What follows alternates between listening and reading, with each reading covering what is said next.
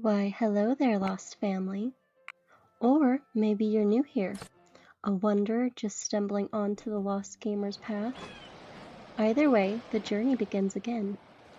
Today we are exploring the murky depths of Reddit, so stay close. It's easy to get lost out here. Am I the a-hole for telling my father-in-law they won't ever be living with us? Prior to my wife and I trying for our first, we spoke with both sets of parents and asked if they would have any interest in helping with watching their grandkids until preschool starts. Both were over the moon excited, all four fully retired, and they all said absolutely. The plan was to trade off weeks so they know their schedule for booking their own appointments, etc. Wife gets pregnant in around 10 weeks post-birth. She's getting ready to transition back to work, and her parents said they've changed their minds and decided to travel more and want to enjoy their elder years. Okay. My parents did their absolute best to pick up in-laws' slack, but daily childcare was too much with my wife and I working full-time, so we ended up with my parents watching on Mondays and Wednesdays, paying for childcare on Tuesdays and Thursdays, and my wife and I working half-days on Fridays to handle that, with my parents taking the Friday whenever we needed them to. They're incredible. It was very frustrating to have in-laws say one thing and do the opposite. In 6 years, they've never once watched any of our kids for a single day. Yeah, how do you go from being, excited about that and looking forward to watching your grandkids to literally never wanting to watch them ever? That's really weird. Just really weird. I don't understand that. So, it continues. So my wife and I bought a house about a week ago. They're over checking it out as we're unboxing, and my father-in-law sees this house has a first-floor master with full bathroom.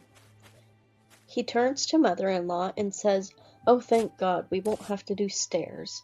I said, "Come again?" Mother-in-law says, "Out of my wife and her two siblings, we are doing by far the best, and it would make the most sense for them to live with us, as they're in their 70s and a house is becoming too much for them already." I audibly laughed hard and loud and said, "Hell would freeze over before you live here," which was met by shock from both of them. I explained that when we needed their help, they turned their backs on us, so we were simply doing the same. My wife agreed. She expressed how expensive and how difficult it was with zero help from one side of our village. That was their call, but we are now returning the favor. They're incredibly upset and hurt over this revelation. Were we the a-hole for this stance? I don't think so at all, but if the votes are bloodbath, I'll reconsider as we have the space. Honestly, keep the space open for your parents since they actually helped, and I'm assuming they're really old too. That's just crazy to me. How can you feel entitled to their help when you weren't any help to them? Okay, let's look through the comments. I sorted by top. This person says, "The best part is that you and your wife are on the same page. Not the a-hole at all." This person commented under that, "Your wife is a treasure, OP." It's cute. This person says, "Not the a-hole, the sheer audacity of not just assuming they could move in, but they get the main bedroom with the full bath." If they can't/don't want to deal with a full house, they can buy a condo or something. There are a lot of 55+ communities popping up everywhere. Very true. Someone commented under that, "They spent their retirement funds traveling and enjoying their elder years." That's probably true. Not the a-hole, all these folks saying you should not laugh are missing the part where They walked in your house, talked between themselves about the appropriateness of your master bedroom for themselves, without ever discussing it with you or your spouse. The audacity. Anytime they try to bring it up again, you just need to say, the audacity you two have trying to claim a room in a home you didn't pay 1 cent toward and didn't even have a conversation with us about before we purchased it. The freaking audacity of you two. You both did good calling out these entitled goobers. Someone commented under that, childcare is expensive, sometimes an actual mortgage payment, and your parents minding your child perhaps saved you money that you could then put into your home. It is audacious of your wife's parents to want to move into a home that they could have helped make possible sooner. The laugh was deserved. Not the a-hole. And F being nicer. They don't owe you help, and you don't owe them a retirement home. Also, a bigger deal than daily childcare is not watching the kids a single time in 6 years? What kind of grandparents aren't involved at all? That's for sure. I wondered that too. OP should tell in-laws, sorry, my parents are going to be living here when they need, as they helped us so much. Yep, that's fair. This person quoted the part where OP mentions that that mother-in-law was, talking about how they're the wealthiest out of all the kids. And this person says, how nice for them that they have the option of shopping around for the wealthiest kid to impose themselves upon. Not the a-hole. I like that. Okay, let's move on to the next story, shall we? Am I the a-hole for walking away from my house I have no equity in or stay in and stiffing my soon-to-be ex? Before we got married, my in-laws sat me down and explained that I was never going to be on any paperwork for the house they helped my fiancé purchase as a wedding gift. They insisted on an ironclad prenup. I got a lawyer and made sure I was protected as well. After we got married, I contributed to the expenses of our household, 50-50, mortgage and everything. It was a little more than I paid in rent and utilities, but I figured we were building a future together. I make a decent living as a welder, and I do not own a lot of stuff. I have a truck, a welding lid, a laptop, and some clothes. Before I met my wife, I lived at Airbnbs and inclusive resorts. I work 4 weeks and get 2 weeks off. It didn't make a lot of sense to pay rent for a house that could sit empty for a month at a time. I have helped my wife upgrade, renovate, and furnish the house. I'll give a simple example. We bought a very nice sectional. I paid for half up front by giving the money to my wife. She then bought it on her credit card to get the points. After that, it wasn't my problem anymore. I recently found out that she has been seeing her ex when I'm out of town. Oh wow, that's really messed up. Eek. It continues. I do not play that game. I will never compete for a woman, and I do not forgive cheating. Good for you. That's absolutely a good boundary to have. So last time I came home from work, I stayed at an Airbnb.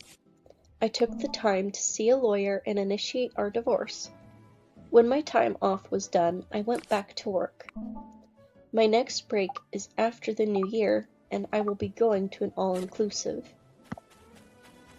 Neither this last time or from now on did I or will I be giving her any money.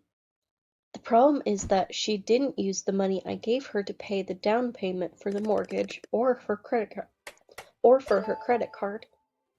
She blew it on other stuff, so now she is in a bind. My money made her lifestyle possible, but just leaving and not engaging, she is kind of screwed. There is nothing there for me anymore.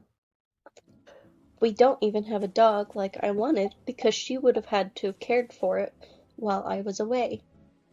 So all I left behind was a suit I only bought for our wedding, some gym clothes, and my dress shoes, once again for the wedding. She, her family, and her friends are all over me to help her during our divorce. I have no obligation to do so, though, and after our divorce, even less so. I can literally live out of my suitcase and my backpack. My only living expenses beyond housing is long-term parking for my truck. Even my mom seems to think I am screwing her over and punishing her too harshly. I personally can't believe my mom would take her side, but my parents' divorce was really antagonistic, and their inability to communicate led to both of them being much worse off than if they had cooperated and ended things amicably. Am I the a-hole? I really don't know. I was leaning to, I definitely didn't think so, but I don't know. Your mom siding with her kind of makes me wonder if there's other parts of the story you're not sharing with us. But if I'm just to take your side of the story at face value as the truth, no. It sounds like her parents are probably fairly well off since they were able to buy a house for her. So I would assume that her parents can probably help her. But honestly, she's not your responsibility, so even if her parents couldn't help her, it's really not your obligation to take care of her. Because, by the sounds of it, she probably had a job. You have a job, of course. It sounds like your relationship was 50-50, so it's not like she was a stay-at-home mom or stay-at-home wife that didn't have anything coming in to help her. It sounds like she has a job and money coming in, so she should be able to handle her debt on her own, or with her parents' help. Okay, let's look at these comments and sort by best. You are not the a-hole. She cheated, you're leaving. Up to her and her family if they want to deal with the consequences of her actions. Sucks for her, but actions have consequences. Yeah. And her parents are the ones that made sure that she'd be on her own financially when they split. They just never foresaw that she'd F it up for herself. Yeah, overall, I don't really see why it's an issue. She has a home, and it's all hers.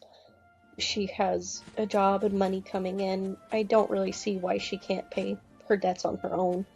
It sounds like she probably has a lot of debt accrued, but again, that's her problem. She wasn't meant to be getting herself into mountains of debt.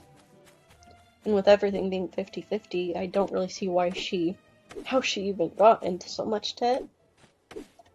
I feel like, if she is in that much debt, I feel like it was just her being really irresponsible with her money. This person says, not the a-hole, let the ex chip in. As you noted, yeah, that's for sure. If she's in a relationship with her ex, maybe he can help her. As you noted, her family was very specific about protecting her financially in the prenup, which is great. I think the prenup should be much more normalized for everyone. I feel like a good prenup, it helps everyone involved. Anyway, the comment continues. Just refer everyone back to that. Yeah, she should be fine. I hope you kept the receipts in case it gets messy. This person commented under that. He has none, gave her the cash, and she bought the stuff on her card. He's doing exactly what he should in this scenario, which is to walk away. If she tries to make it messy, the judge will just laugh at her after reading the prenup and the fact that she was the one caught cheating. She's not going to get alimony, especially when she's got the house 100% and he's not fighting for his half he put in. Yeah, and again, it sounds like she has a job, so she really wouldn't be owed anything as far as that goes. If she was a stay-at-home wife, then the courts would side with her on that, but with the prenup, there's a good chance they still wouldn't. Not the a-hole. The moment you said that after moving in you paid a little more than you used to for rent and utilities, that sealed it. If you move in with someone and pay more than you paid when you were on your own, then your name should be on the deed. Period. You got shafted here and owe nothing. Edited to add, I bet her parents knew how she is and knew this wouldn't last, and that's why they insisted on her only on the title and a prenup. Yikes. Yeah, there's a good chance they knew that this relationship was not gonna last. Yeah, the prenup I'm okay with. I think everybody should probably get one. But wanting her only to be on the title is like, yeah, they were buying her a house and they were calling it a wedding gift, but they knew that they were not gonna last, that the relationship was not gonna last, and they wanted her to have the house. They were getting it for their daughter. So yeah, I definitely think the parents had an idea. If they didn't think that she was going to be the bad one in the situation, I think they just didn't think very highly of the man in question. Not the a-hole. She made her choices, so let her live with the consequences. And cancel Christmas with your mom unless she stops playing a traitor.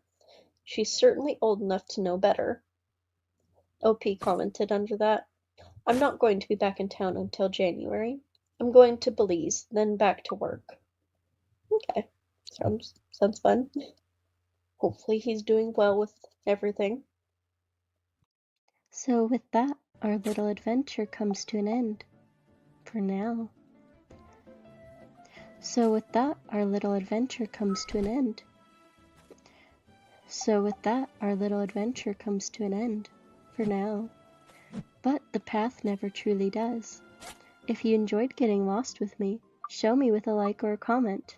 It helps me and my little channel far more than you know. And if you wish to keep traveling these hidden trails, subscribe, and I'll see you when the path reveals itself again. Bye for now.